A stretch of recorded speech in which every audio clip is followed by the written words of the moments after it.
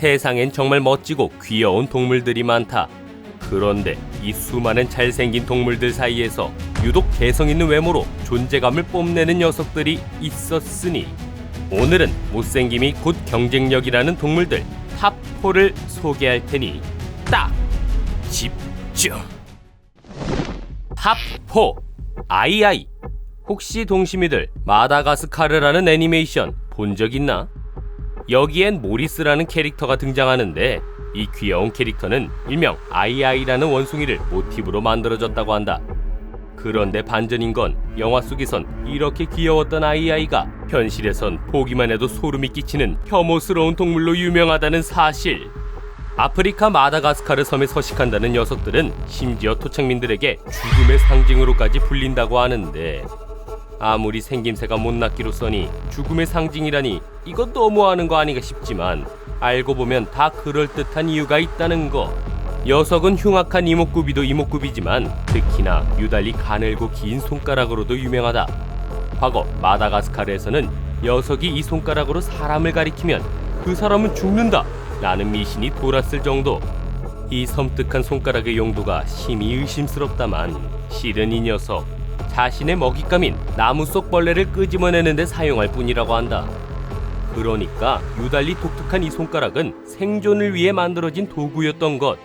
하지만 원주민들은 이런 과학적 사실을 몰랐고 그 결과 저 손가락을 괴물의 손가락으로 착각, 공포심을 느끼는 바람에 녀석을 죽음의 상징이라고 부르기 시작했다는 거다. 뿐만 아니라 동물들은 아무리 흉악한 녀석이라고 해도 갓 태어난 새끼들은 무조건 귀엽기 마련이다. 하지만 아이아이 같은 경우 새끼마저 이런 모습이었으니 토착민들은 본능적으로 거부감을 일으키는 녀석을 악의 화신으로 여겨 발견하는 즉시 죽이기 바빴고 녀석들의 서식지도 점점 파괴되어 가면서 아이아이는 현재 멸종 위기에 처했다고 한다. 녀석들이 사람을 해치는 것도 아니고 생긴 걸로 그런 대우를 받았다는 게 나 산타 한편으론 좀 슬프기도 하다. 탑3 벌거숭이 두더지쥐. 벌거숭이 두더지쥐. 이름을 발음하는 것조차 겁나 어려우니 일단 녀석의 얼굴부터 빨리 공개할까 하는데 이 녀석의 파괴적인 비주얼을 보니 오늘 분량은 다 뽑은 것 같다는 생각이 든다. 온몸에 털이라고는 없는 정말 벌거숭이에다가 코 밑에는 고드름이 달린 것 마냥 쭉 삐져나온 앞니, 게다가 마치 점으로 찍은 것 같은 작은 눈까지. 못생긴 걸로 유명해지려면 이 정도는 해야 되는 것 같다. 그런데 동심이들 두더지쥐라는 녀석의 이름 때문에 헷갈릴 것 같아 말해주는데 이 녀석은 두더지가 아니라 동아프리카에 사는 쥐의 한 종류라고 한다. 저 기다란 앞니를 이용해 두더지처럼 지하에 굴을 파서 생활한다고 하는데 많게는 300마리가 그 좁은 굴에서 함께 살아간다고 하니 난 정말 보기만 해도 숨이 턱턱 막힐 지경이다. 그런데 이 녀석들 독특한 생김새뿐만 아니라 여러 측면에서 연구 대상감이라고 하는데 그 중에서도 특히 과학자들이 관심을 가지는 건 벌거숭이 두더지쥐의 절대 늙지 않는 신비한 능력이라고 한다. 몸 길이가 8cm 정도에 불과한 이 작은 생명체의 최대 수명은 무려 30년으로 몸집이 비슷한 다른 쥐들과 비교했을 때 5배에서 10배나 오래 산다고 볼 수 있는데 사람으로 치면 놀라지 마라 800살 넘게 사는 셈이라고 한다. 실제로 벌거숭이 두더지쥐를 오랫동안 관찰하고 연구한 전문가들은 이들에게서 노화의 징후가 거의 없거나 아예 나타나지 않은 걸 관찰하는 데 성공했다는데 어쩌면 인간의 노화를 멈출 수 있는 아주 중요한 단서가 이 녀석들로부터 나올 수 있다는 얘기. 나 산타 갑자기 이 못생긴 녀석들이 갑자기 너무 사랑스러워진 것만 같은데 너무 속물인가? 탑2 마귀상어.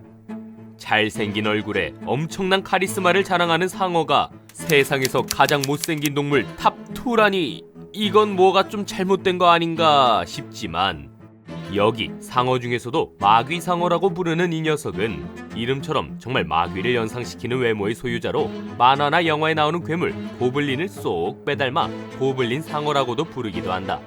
특히 머리 앞쪽으로 길게 뻗어나온 코처럼 생긴 이것이 녀석의 특징이라 할 수 있는데 이것 때문에 새젤못 소리를 들었을지 몰라도 녀석의 생존에 있어서는 아주 중요한 기관이라고 한다. 일반적으로 상어에게는 먹이를 찾기 위한 특수한 감각기관인 로렌치니 기관이 있는데 이 로렌치니 기관이 전류를 감지해 어두운 곳에 숨어있는 먹이도 잘 찾을 수 있다고 한다. 그런데 마귀 상어의 경우 길쭉하게 툭 튀어나온 이곳에 일반 상어보다 훨씬 많은 로렌치니 기관이 분포되어 있다고 하니 평생 먹고 살 걱정은 안 해도 되는 셈. 이거야말로 얼굴과 맞바꾼 아주 대단한 능력이라고 할 수 있는데 마귀 상어의 못생김을 완성한 또 하나의 특징을 꼽자면 바로 독특한 턱 구조라 할 수 있다. 자는 건지 멍 때리는 건지 표정 하나 없이 둥둥 떠있던 녀석이 갑자기 턱을 쑥 빼서 먹잇감을 공격하는 모습은 여러 번 봐도 놀랍기만 한데 이 녀석 턱이 안 빠지는 게 신기할 정도다.